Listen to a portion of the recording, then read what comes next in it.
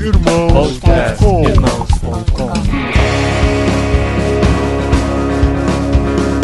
Olá, pessoas! Podcastirmãos.com de número 175 entrando no ar. Eu sou o Paulinho, estou aqui com o Renan Yoshi, que fez toda a arte do Encontro Cepal, inclusive da porta do banheiro, olha lá, ó. Só do de homens, né? do de mulheres, não. Eu tô aqui com o Fabinho Carrenho, que agora é Fábio, pastor Fábio Carrenho. Olá, pessoas, e eu estou com o Cassiano Luz, que vocês já conhecem há mais de 100 podcasts. Olá, é há mais de 100 mesmo, né, cara? Bem mais de 100. Do Irmãos.com Joia, oi pessoal, estamos felizes aqui de começar a gravar aqui no 39º Encontro Cepal, e eu tô aqui com o pastor André Fontana, que agora ficou muito mais chique, porque ele é um dos herdeiros do Ari Veloso. Valeu, gente, obrigado, tô aqui com o restante do grupo todo. E nós estamos aqui no 39º Encontro Cepal pra gravar muitos podcasts, inclusive quem tá aqui, o Pedro Angela. Pedro, isso aí. Esquecemos de te apresentar, cara. O Pedro veio aqui pra Águas de Lindóia pra gravar podcast com a gente. Como a mesa tá cheia aqui, hoje ele vai ficar só na parte do Facebook pra ver as perguntas. Me colocaram de castigo aqui, cara. Porque nesse Encontro Cepal nós temos um aquário de ideias, uma coisa muito sensacional, um estúdio aqui na entrada do salão principal, vocês vão ver fotos aí, onde nós vamos gravar vários programas durante a semana toda do Encontro Cepal. E esse espaço aqui a gente conseguiu graças ao patrocínio da Z3 Ideias. Isso, z3ideias.com.br, que viabilizou tudo isso, deu patrocínio para que a gente pudesse estar nesse maravilhoso aquário. A Cepal, com certeza, que abriu esse espaço maravilhoso aqui na entrada do salão principal do encontro. Todo mundo passa aqui para ver a gente. Estamos transmitindo ao vivo pela primeira vez, transmitindo pela internet. Então você, durante toda essa semana, fica ligado no nosso Twitter, no nosso Facebook, que você vai ver tudo ao vivo, todas as gravações como essa aqui está sendo transmitida. Então fiquem ligados aí nos links que a gente vai postando aí pela fanpage, pelo Twitter do Paulinho, pelo meu Twitter, pelo Twitter do Irmãos.com. O Twitter de todo mundo, você fica ligado. Fique ligado que a qualquer momento vai entrar o plantão da Globo aí.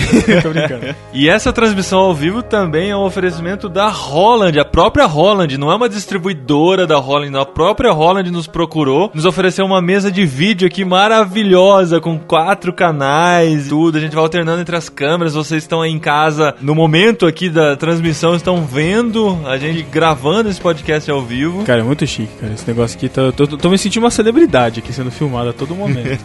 E convidamos esse pessoal aqui, que é da Igreja Batista Água Viva em Vinhedo, é isso? Acertei o nome completo? É isso mesmo. Nóis. E nós vamos falar com o André e com o Fábio e com o Renan exatamente sobre o trabalho com jovens, porque o público, né, principalmente do Irmãos.com, da Cepal também, tem muita gente, líderes de jovens que procuram conteúdo. Nós vamos conversar sobre isso aqui hoje e vamos tentar entender como fazer uma igreja irresistível para os jovens, ou ter uma juventude irresistível. O Renan chegou lá agora, né, Renan? Vamos só apresentar pro pessoal que já ouviu em Irmãos.com. O Renan participou do Vida de Frila, reclamando de todos os seus clientes já, né, por aqui. Perdi vários, ganhei outros. Ganhou outros, né? Perdi Sim, um monte. A vida funciona assim. O Fábio Carrenho já esteve com a gente em 2 programas sobre John Stott, sobre ensino criativo. E o André tá estreando aqui hoje. O André é o pastor, né, da Igreja Água Viva em Vinhedo. Pra situar mais ainda o pessoal, nós gravamos o programa com o Ari Veloso no final do ano passado. Ele contou a história das igrejas que ele participou da fundação e falou da Igreja de Vinhedo também. Tem quanto tempo a igreja lá, André? A igreja tem 22 anos. 22. Mas que eu tô lá faz 10 anos. 10 anos. E é uma igreja de referência na região, né? A gente sempre ouve falar muito dela, principalmente com o trabalho com jovens. Tem começado algo bem legal lá. O Renan chegou agora para assumir esse ministério, né? Eu cheguei em janeiro, comecei a trabalhar lá em janeiro, né? Mas já conheci o André, já conheci o Fabinho de longas datas, da gente já ter trabalhado junto. Na verdade, quando eu fui pra lá 10 anos atrás, você ia aos finais de semana. Isso, já ia trabalho já ia. com a moçada lá. Que tinha lá 10 adolescentes, começamos com 10, né? Tinha uns 10 carinhas lá. E hoje já tem bastante gente, já tem culto com... Já chegam uns 80 adolescentes, mais crianças, mais... E lá você tá trabalhando com adolescentes agora, né? Trabalho com... Na verdade, eu cuido da nova geração, né? Então eu vou desde as crianças, aí pego adolescentes, pré-adolescentes e jovens também, né?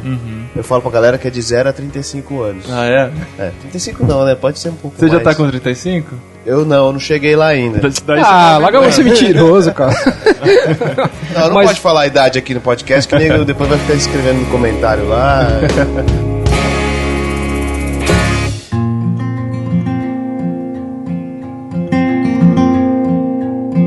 Mas aí, André, o que significa a juventude pra você, como pastor de uma igreja referência aí nessa área? O que ela significa pra igreja? Já cansamos de ouvir que a juventude é o futuro da igreja, né? Acho que isso já é bem diferente hoje, esperamos, pelo menos.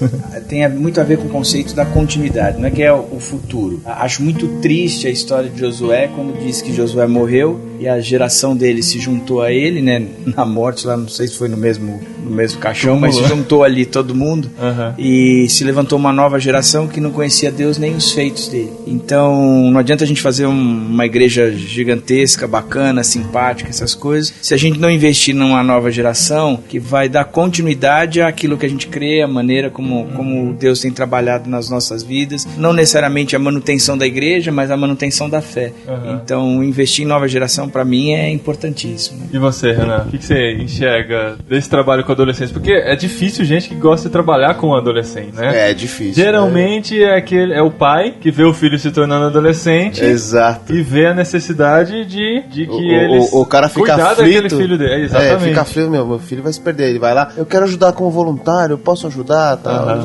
Mas na verdade eu quero encaminhar o filho. Né? Tá preocupado com e tem aquela parada de a gente achar que pastor de jovens é pedestal pro cara chegar em algum lugar depois na igreja, sabe? Sim, é um degrau. O cara começa... É um estágio. O cara sai do seminário, fica aí você como pastor de jovens e às vezes não tem vocação nenhuma pra isso. Exato. Né? E o cara fica almejando, um dia eu vou chegar lá, né? O meu sonho é derrubar o André, mas eu vou chegar lá. Não, tô zoando. Ainda bem. Mas uma das coisas que a gente combinou na minha vinda pra Ibaviva, eu tinha falado pro André já antes, a gente já se conhecia, eu falava assim, André, eu quero ser pastor de jovens pro resto da vida. Eu tenho algumas pessoas que eu olho assim e são os meus exemplos.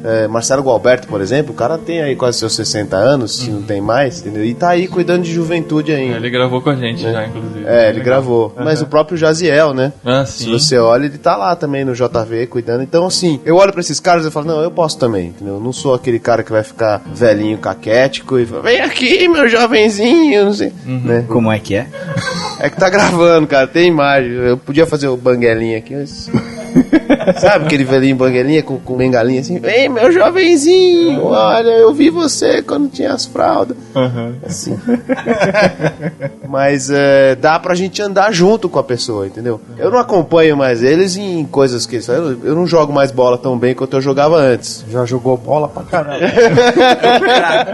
Mas a gente acompanha, e eles, eu gosto assim, quando a pessoa, o jovem vem, o adolescente vem, o pré-adolescente vem e olha pra você e vê em você, assim, se identifica, não no momento de vida igual, entendeu? Mas como um cara que aconselha, como um cara que sabe ouvir os problemas deles, que entende dos problemas dos caras, entendeu? Então eu acho isso legal, eu acho que o meu norte tá aí. Enquanto eu estiver me identificando com essa galera nesse aspecto, eu tô indo bem. Fábio tá envolvido com os ministérios na igreja, né? Isso, eu usei o Ministério de Jovens como upgrade. Olha o cara, meu! Mas na verdade foi uma coisa natural. Eu também já fui pastor de adolescentes e de jovens, eu vim atrás do André, o André saindo do Morumbi, eu assumi a juventude na Igreja Batista do Morumbi. E depois, há um ano atrás, o André me desafiou a vir para Vinhedo para fazer um trabalho com os ministérios. E nessa mudança de visão, eu continuo olhando com muito carinho para a juventude, para a nova geração, que era meu antigo foco. Mas hoje eu fico pensando como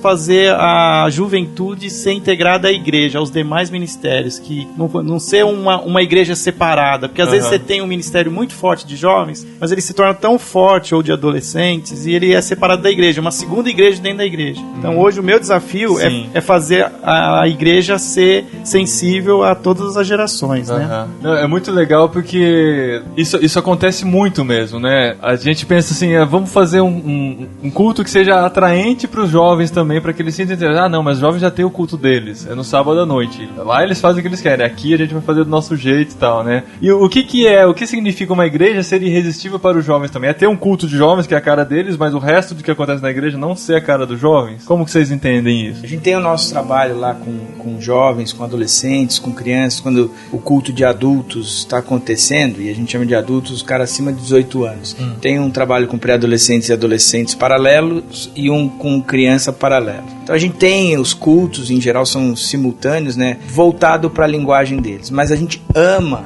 um culto que é a família inteira.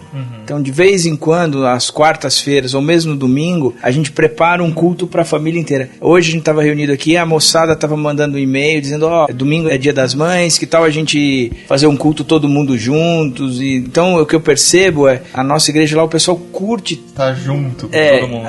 E curte a individualidade, mas também curte a ali, tudo junto e misturado, né? E é bacana. Você abre um culto de oração, você vê uma criança fazendo um pedido, um adulto fazendo um pedido e o pessoal comemorando ali, orando pelo pedido do mesmo jeito para cada um. Então eu gosto bastante dessa atmosfera lá na igreja. Né? E aproveitando o recado aqui, Dani, não vai ser tudo junto domingo que vem, tá bom? Claro. Vai que ela tá ouvindo aí. Muito relevante. Super organizado esse Vai que ela tá ouvindo. Umas 20 mil pessoas não tem que internet aqui, recado, cara, ó. Não tem acesso à internet. Olha aqui, ó. Me responde assim que puder. Tá aí. Pedro, a gente tem visto assim a juventude muito dispersa da igreja. No geral, assim, não só nas programações da igreja, mas nas próprias programações dos jovens mesmo. Eu não sei, existe uma tentativa muito grande de se fazer programações parecidas com o que o mundo oferece dentro da igreja. Até que ponto isso é bom? Até que ponto isso ajuda? Ou o que a gente pode fazer para manter o jovem dentro da igreja? Né? Eu já pensei muito nisso. Tanto quando eu estava na Igreja Batista do Morumbi, o universo de jovens é muito maior. E aí existia essa linha tênue, até onde a sua programação você faz a programação para atrair e compete com a programação de fora. Até que um dia eu entendi que o que eu tenho que fazer como Ministério de Juventude é influenciar e incentivar os relacionamentos. O que eles precisam é ter tempos e momentos para se relacionar de uma maneira sadia e não competir com os programas. Eu nunca vou ser suficiente bom ou competente ou ter todos os recursos para fazer um programa como lá fora. Mas eu posso fazer o melhor programa visando um melhor relacionamento entre eles. Que eles se relacionem, que eles contem as suas histórias, que eles se divirtam, dê risada. E tudo isso num contexto bíblico. Então você acha que a gente não deve fazer da programação de jovens um mini culto de jovens? Mini culto de jovens? Não, porque às vezes a gente quer, eu não sei, o espaço às vezes pra você refletir, pra você conversar e tal. Muitas vezes eu já passei por isso, eu já fui de ministério de jovens e a gente queria fazer no sábado um culto para os jovens, entendeu? De repente, será que a ideia é de quebrar essa estrutura de culto? Entendeu? É verdade. O que eu tenho que pensar muitas vezes é quem é o meu público, quem é que existe dentro da minha igreja, quem são os meus jovens, do que eles gostam e o que eu quero deles. Aí eu vou pensar no programa. Então eu tenho o público e eu tenho a minha visão, onde eu quero que eles cheguem. Aí eu uso o programa. Eu vou bolar um programa. E pode ser que aí não o programa... Né? O que acontece é o contrário. Tive uma ideia, vamos encaixar os jovens nessa ideia. Vamos fazer um programa assim, né? E tradicionalmente nós temos aquela coisa de fazer um culto de sábado à noite pro jovem. E aí eu fico pensando, então como eu vou fazer para atrair o meu jovem para esse culto de sábado à noite? E tá errado. Eu vou pensar que se eu tenho um público, de repente, vou fazer aqui um exemplo, uma galera que curte skate, mas eu quero fazer com eles um trabalho que eles estudem a Bíblia, de repente o melhor dia para encontrar com eles é segunda-feira à tarde. E não necessariamente fazer um culto. Porque aí que tá, que eu acho que é legal lá da Iba Viva, quando o André fala que a gente presta culto ao Senhor juntos, porque o culto é o culto do domingo, é o culto, não é para satisfazer a nós, mas é a nossa entrega a Deus. Sim. E aí não importa, porque o nosso objetivo é Deus e não o meu coração, se eu tenho 10 anos, 15, 20 ou 50 anos. Mas é difícil isso, a gente já tem uma tradição antiga de ministério de juventude, a gente tenta repetir as fórmulas. Padrão, exato. A gente tem o Juliano perguntou até isso, assim, como fazer um culto para pré-adolescentes que não pareça um culto para mini adultos. Mas é por causa dessa ideia de... É o Juliano mesmo, do podcast. É o Juliano? Porque ele trabalha com pré-adolescentes, né? Mas essa ideia ideia mesmo, né, da coisa... A coisa tem que ser daquele jeito, né? Tem que ter aquela liturgia e vai acabar virando um culto só mudando o público, mudando o tipo de música e uma coisa... E quebra esses paradigmas, junta, faz pequeno grupo, discute. A gente fica muito também assim, com medo de ter uma liturgia, tem louvor, mensagem, louvor, sabe? Faz um louvorzão, lança um tema, passa uma cena de um filme, deixa eles discutirem. A igreja tem a triste mania de querer competir com as coisas do mundo, que nem o Pedro tava falando. E a gente fica querendo, através de estrutura, através de recursos, essas coisas. Agora a gente vai fazer um negócio super atraente, vamos chamar a galera. Há alguns anos atrás eu sonhava em fazer um programa livre dentro da igreja, sabe? Programa livre que hoje é o Altas Horas. É, né? Nossa, você é velho, hein? Programa livre. Agora você falou que você tem mais de 40, hein? Altas horas. É, tá todo mundo fazendo hoje. Não, então, atraente, legal, tal assim. Mas uma coisa a gente tem que colocar na nossa mente também, cara. A gente não vai ganhar do que o mundo oferece lá fora, entendeu? Eu nunca vou chegar aos pés de uma Rede Globo de produção, querer fazer na minha igreja alguma coisa semelhante, parecida, entendeu? Eu tenho que saber que eu não vou ganhar. Aonde que a gente vai ganhar esses caras? A gente vai ganhar isso no estudo da palavra. A gente vai ganhar isso na porção sobrenatural que a gente vai ter ali, entendeu? De Espírito Santo derramado sobre eles. A gente não vai ganhar isso na programação. A gente tá lá trabalhando com os jovens e tá trabalhando no ensino da Bíblia com esses caras. Inclusive, uma preocupação que eu acho que a gente tem que ter é não criar momentos que se tornam o Pix do mundo para essa rapaziada. Como, ó, vem pra cá e você vai estar protegido, ninguém vai te pegar e assim por diante. Eu me preocupa isso porque a gente acaba protegendo demais, colocando essa moçada toda numa redoma, e a vida é outra, né? E os desafios são outros. Aí você pega essa moçada, quando vai pra faculdade, se perde, porque ali não tem a redoma de proteção. Sim, sim. Então, eu acho que a gente tem que fazer uns negócios muito mais dinâmicos e muito mais na realidade deles, no mundo deles, aonde eles estão vivendo, para eles aprenderem a viver Cristo onde estão, do que necessariamente dentro da igreja, nos padrões que a gente conhece, aquele culto e essas coisas. Exato. E você começa, que nem o Juliano tava perguntando para pré-adolescentes, essas coisas, a gente gosta de colocar o cara dentro da igreja, e até pros pais, né? Se tá dentro da igreja, tá bom, tá né? Seguro, né? Tá gostoso, tá. E o cara começa a tocar uma guitarrinha, uma bateria, começa ensaio terça, ensaio quarta, ensaio quinta, no sábado ele vai, na sexta ele vai, no domingo ele vai, e o cara começa assim, a se embrenhar nesse meio da igreja, e nós, líderes, não tô falando que é ruim isso, né? Mas nós, líderes, a gente fica acomodado com essa galera dentro da igreja e não explica. E acha que tá suficiente, né? O que ele precisa de vida cristã é estar dentro da igreja. Exato. E o cara passa até os 18 anos nesse meio. Quando ele chegar nos 18 anos, ele vai entrar na faculdade. Aí a faculdade, cara, é uma liberação. O cara tem uma overdose de liberdade, vamos dizer assim. Sim. E aí o cara pira. O cara fala, nossa, é assim, né? O mundo aqui fora. É assim, eu fiquei da igreja. Falaram que era tão terrível e é tão bom, né? Renan, tem uma pergunta do Cauê ali na transmissão. Ele tá falando como aproximar mais os pais do ministério. Você tocou nesse assunto aí. Eu acho que a gente podia tentar falar um pouco pra esses pais aí também. Os pais têm aquela coisa de ele tá na igreja, então tô tranquilo, né? Tô tranquilo porque ele tá na igreja. Então, uma das coisas pra esses pais. Uma das coisas que eu falo pros pais é: pais, eduquem seus filhos. Não deixa pra igreja. Não deixa isso pra gente. Uhum. A gente não tá. A gente até ajuda vocês. É o que eu falo lá pros pequenininhos lá. A gente é uma ferramenta de apoio à família. Você acha que os pais melhoraram, e vocês acham que os pais melhoraram nessa perspectiva de educar os filhos pro mundo real, de formar os filhos pro mundo real? Porque isso era um problema no nosso tempo, mais jovens, né? Então a gente cresceu em redomas, muitos de nós. Acho que os pais melhoraram nisso, eles cresceram nisso um pouco? Ah, cara, eu não sei te dizer. Eu acho que nessa incerteza que existia e esse exagero do passado de criar numa redoma de vidro, eu acho que agora nós caímos pro outro lado, que os pais, sem saberem o que fazer, libera, não tem mais uma referência. Então eles estão se omitindo, eles não sabem mais dizer o sim, não sabem dizer o não, então simplesmente não estão falando. Eu cheguei na borda do campo, que é a minha igreja há 20 anos já. Eu fui de lá também. Eu cheguei lá numa fase em que o pessoal tava dizendo o seguinte, que é o pêndulo, né? Como o Fabinho tá falando.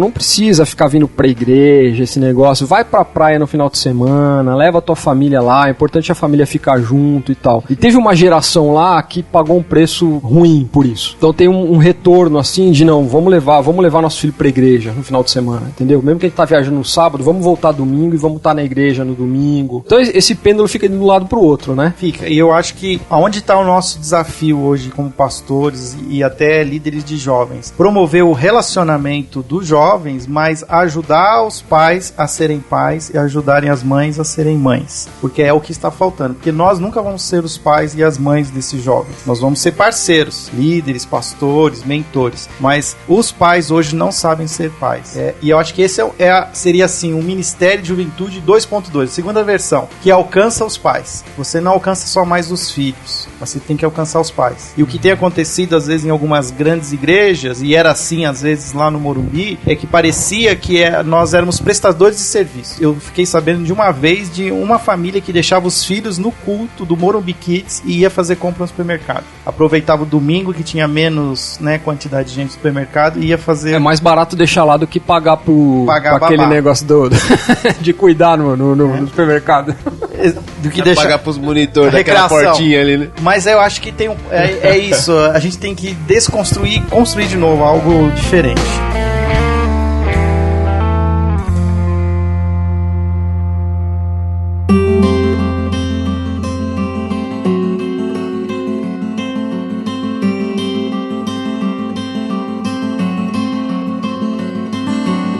Ô André, você como pastor, que tipo de apoio o pastor principal da igreja, vamos chamar assim, o responsável por todos os ministérios, como ele deve encarar esse ministério com juventude? Porque eu sempre falo assim, no ministério de comunicação você precisa conquistar a liderança da sua igreja, senão ele nunca vai funcionar. Com o de jovens é a mesma coisa? Se o pastor não estiver do lado, a coisa não vai pra frente? Eu acredito que sim. Pra mim, eu acho que pra nossa igreja também é muito fácil, porque eu, o Fábio e o Renan, a gente tem muito forte essa visão de necessidade de trabalho com jovens. A gente gosta, tem pegada forte nessa área. Então, para nós lá na nossa igreja, a gente não encontra dificuldade para desenvolver o trabalho. Mas eu creio, por exemplo, o pastor ele tem que ter a visão dessa necessidade. Em geral, ele não tem. O melhor microfone é dele, o melhor salão é dele, a melhor cadeira é a dele, e vai escanteando, o restante, o que sobra e não dá. A gente tem que ter um apoio. Dos jovens. Exatamente. As crianças usam... então... As crianças têm espaço, porque criança dentro do culto dá muito mais trabalho. É verdade. Então, criança, você tem espaço adequado. E os jovens, o que sobra é deles. Então, se sobra o culto principal, não pode usar o microfone. Entendeu? Quer dizer, um negócio que eu acho que tem que ter a visão de dizer, isso é importante, a gente vai investir recursos, tempo, dinheiro. Nós estamos muito presentes. A gente estava contando esses dias que eu acho que não tem um carnaval há mais de 20 anos que eu não deixo de ir em encontro de jovens. Quer dizer, e nós três antes. O Juliano, o Gil, ele falou como trazer a equipe para essa nova visão aí de trabalho. Eu sei que o Juliano tá pelejando lá com um grupo de adolescentes também. No meu caso, eu contratei o Renan. Aí, ó, pronto. Gil, você escolhe a equipe. Pronto, Gil. Você pede carta branca pro pastor e fico cobrando o Renan toda semana. Não, mas não é difícil, Juliano, porque você mostra pros jovens uma nova visão, entendeu? Se você explicar pra eles, fala assim, olha galera, eu não quero que vocês fiquem aqui grudados na igreja e formem uma redoma, a gente tem que sair, tem que conquistar a cidade, tem que tá nas escolas, fazer grupo nas escolas, agir fora, entendeu? E isso pra eles é legal, é desafiador, é novo. Eu duvido que eles vão chegar pra você e falar assim, não, a gente quer ficar aqui dentro e tal, não quero sair e tal, entendeu? É você chegar com algo novo pra eles. Eu acho que a novidade pra eles, olha, gente, a gente vai fazer desse jeito porque dá toda essa explicação pra eles, entendeu? Mas também tem uma coisa que eu tô lembrando, o seguinte, quando eu cheguei em Vinhedo existia um grupo de jovens, cara, e era difícil, porque eles não tinham a cultura de igreja, de participar de eventos, de estar ali no meio da igreja, de entender pra que igreja, ou por que igreja, e assim por diante. Mas a gente tinha um pastor de jovens lá antes do Renan, ele agora foi pra uma igreja que a gente implantou em Indaiatuba, cara, muito bacana. E ele começou a gastar a vida dele com a moçada. Cara, eu chegava domingo na igreja, tava cheio de colchões na igreja e ele lá com a moçada, tinham passado a noite por lá. E a gente foi construindo uma cultura, mas vindo dos pré-adolescentes, pros adolescentes, pros jovens, os jovens mais velhos. Quando esses que eram pré-adolescentes há 10 anos atrás, hoje estão no mundo dos jovens, cara, a gente tá com uma cultura forte, bem fortalecida. Os que vieram depois deles também já chegaram com essa cultura, então hoje a gente tem uma implantação de um trabalho formado, que demorou aí uns 7 anos. Eu acho que nessas novas gerações, onde está acontecendo um buraco no trabalho ministerial, é exatamente essa saída da infância para pré-adolescência, esses pré-adolescentes. E cada vez mais cedo eles se tornam adolescentes. E a gente até sabe, as igrejas têm ferramentas, têm espaço para trabalhar com as crianças, mas e esses pré-adolescentes? É a partir dos pré-adolescentes que a gente precisa trabalhar, focar, e naturalmente esse pré-adolescente vai se tornar o adolescente, o jovem. Então é sempre olhar ali para as categorias de base. E a gente tem, às vezes, assim, a gente cai na armadilha de ficar tentando resolver o problema do jovem. E aquele negócio, esquece os mais velhos, esses a gente vai olhar, se não pode alcançar todos, mas vamos olhar os mais novos, para tentar fazer uma geração mais bíblica, com relacionamentos sadios, mais comprometidos. Vai uns 15 anos aí de trabalho. Você pegar um cara com 10 anos, né, até uns 25 anos. 15 anos de pastoreio. Agora eu vou fazer a pergunta de verdade, que não quer calar. O Renan vai responder. Meu coração e meu foco de ministério aí tá na mobilização missionária. E não é mobilização missionária pra ficar trabalhando em vinhedo, não. É mobilização missionária pra ir pra índio mesmo, pra ir pra aldeia, entendeu? E é o seguinte, tá difícil pra caramba, muito difícil, muito difícil. E a gente tem conversado esse final de semana, centros de treinamento das agências, etc., os seminários que tinham 80, 90 alunos, tem 6 ou 7 agora. E tem seminário fechando, e você vai pras igrejas atrás de vocacionado e não sei onde os caras estão mais. Acabou, assim, sumiu. A galera sumiu. E a gente tá tentando entender o que tá acontecendo, conversando com vários aí, um e outro. E, na verdade, não tem como escapar. O problema tá nas igrejas. Os vocacionados têm que estar nas igrejas, né? E o problema tá nas igrejas. E eu sei que junta um monte de coisa aí, que é um perfil de uma nova geração, que é como a galera funciona hoje, dificuldade de ter compromisso de longo prazo, etc. Mas pra mim não importa. O que importa é o seguinte, a gente precisa ter uma solução.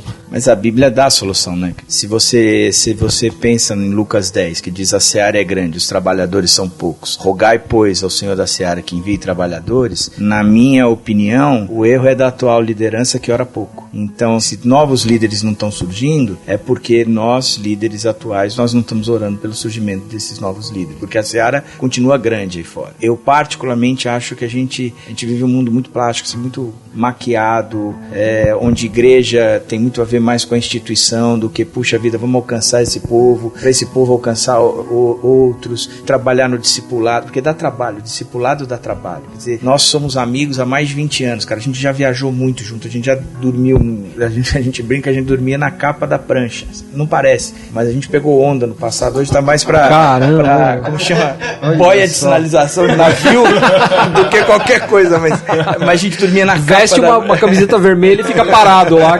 Eu acho que falta um comprometimento maior da liderança de enxergar o que de fato é cristianismo, que é produção de líderes, gastar e não tem a ver com os eventos. Você vê que a maior parte das perguntas tem a ver com eventos e não tem a ver com eventos. A questão é como eu faço para investir a minha vida na vida deles, dessa moçada. E é investir a vida, é estar junto, é caminhar junto, é ir pro cinema, é viajar junto, é estar na igreja sem fazer nada, mas estar junto, entendeu? E André, eu fico assim, ainda bem que tá gravado isso aí, vai pro ar e tal. Porque assim, é sério, não, pelo contrário. Todos nós que estamos procurando dar a vida pelo reino, pela causa do evangelho e tal, não somos resultado de alguém que investiu na nossa vida. Claro. Todos nós. Você conversa com todo mundo, vai ser a mesma coisa, só que a gente não tá reproduzindo isso, né? E mesmo a liderança de jovens não estão reproduzindo isso. Porque eles olham pro macro, né? Parece que olha pro geral, não olha pro indivíduo que tá na frente dele. E o programa deu certo na tua igreja, puxa vida, precisamos fazer esse programa aqui. Não é Exatamente. Isso. Não é isso. A questão é, cara, como eu invisto nessa vida, entendeu? Como eu trabalho nele, como eu discipulo, como eu faço ele crescer junto de Deus. Isso aí pra mim, cara, você se esqueceu, entendeu? Quer dizer, não sabe mais. E assim, o que nós três gostamos de fazer é isso. A gente recentemente chegou à conclusão que a gente tinha que barrar com um determinado programa da nossa igreja, porque ele tá vivendo programa, entendeu? E a gente fala, não é isso que a gente quer. A gente tá querendo vidas aí, né? Eu gosto da fórmula assim, a gente coloca os programas e aí monta, coisa de estrutura de igreja, né? Não, tem que ter o programa, quem quer dar liderança desse programa, né? Aí que entra essa parada do discipulado. Quem que vai querer fazer isso? Aí entra uns negros, cara, nada a ver, não sei se tem nego nada a ver, né? Mas, por exemplo, liderança, né? Todo mundo vai procurar, esse cara tem o perfil e tal, não sei o quê. Eu gosto de trabalhar da seguinte forma, cara. Primeiro com quem Deus me apresenta, né? Então, às vezes não vem o cara capaz, mas é o cara que eu vou discipular, que eu vou andar junto, que eu vou trabalhar, que vai me dar trabalho, que eu vou chorar, que eu vou falar, meu, caramba, aqui, entendeu? Mas é o cara que eu vou trabalhar junto. Então, assim, eu não preciso formar uma liderança, vou selecionar quem é o capacitado, quem não é, esse cara é bom de música, esse cara não é. Por exemplo, uma banda. Cara, eu não preciso que a banda seja boa, entendeu? Eu preciso que tenha pessoas ali, entendeu? E eu trabalhar com as pessoas. Porque as pessoas estão ali, são essas daqui que eu vou discipular, que eu vou trazer junto, que eu vou... Esse cara pode até melhorar um dia, tocar na música, ou não, sei lá, desistir, né?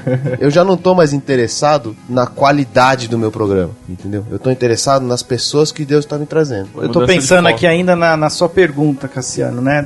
Principalmente da vocação missionária. E eu acho que uma coisa que, pensando no que o André já falou, que o Renan falou, de andar junto, é que talvez uma falha nossa, e eu incluo, talvez nós queremos enviar, mas nós não queremos ir junto. E eu lembro que até naquilo que você falou do chamado, uma coisa que me impactou foi eu ter ido com alguém me chamou, me levou e eu fui sem expectativa, mas naquele lugar, naquele espaço, algo aconteceu e que eu me tornei sensível àquilo. Então, eu acho que talvez, assim, os líderes jovens e os pastores precisam voltar ao campo missionário com esses jovens, tem que andar junto, como Jesus fez. Jesus não simplesmente pegou, chamou 12 e falou, vão. Primeiro sigam-me. E depois de um tempo, falei, agora é a vez de vocês. Então eu acho que está faltando um pouco disso.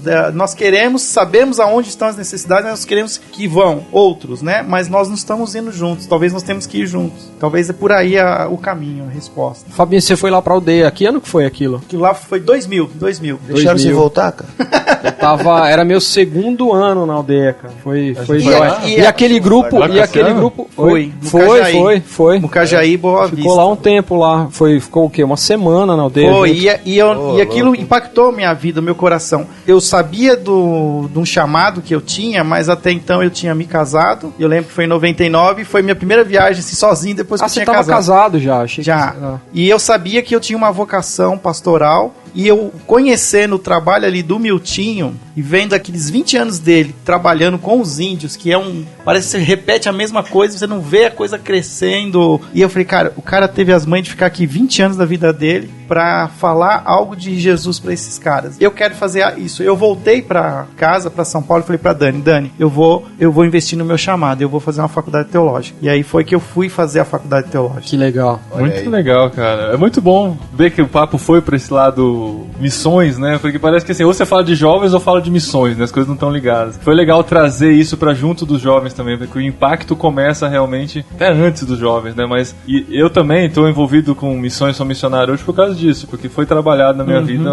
em algum momento, e hoje estamos aí por causa de pessoas, né, que estavam lá. Então o desafio que a gente termina aqui e deixa com isso agradecendo vocês é exatamente esse: valorizem as pessoas, né? Eu acho que esse é o resumo do que a gente falou aqui hoje. Valorizem as pessoas, valorizem o indivíduo, trabalhem com eles individualmente, não com o coletivo, não com uma programação que vai envolver todo mundo, mas lembra do Ari Veloso, discipulado, né? Andar junto. Eu acho que isso a gente pode concluir com esse pensamento e essa música romântica ao fundo. É verdade. E as pessoas, o meu incentivo é invista nos relacionamentos, como o Fabinho falou, e sonhe alto. Nós três somos amigos há mais de 20 anos e a gente sempre sonhou de trabalhar juntos. E hoje a gente está vivendo um dos melhores momentos da nossa vida, porque estamos três no mesmo lugar fazendo o que a gente gosta e um com o outro. E isso começou há 20 anos atrás.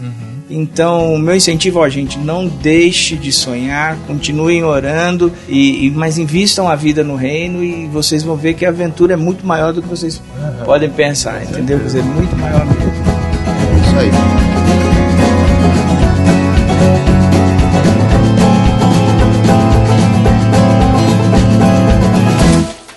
Não sei quem falou. Outro dia o Ari, a gente tava gravando com o Ariovaldo, ele falou quem que falou essa frase, mas eu não vou lembrar de jeito nenhum. Deve ter sido o Moody. O reino de Deus é um reino de amigos. Foi de René. Não foi.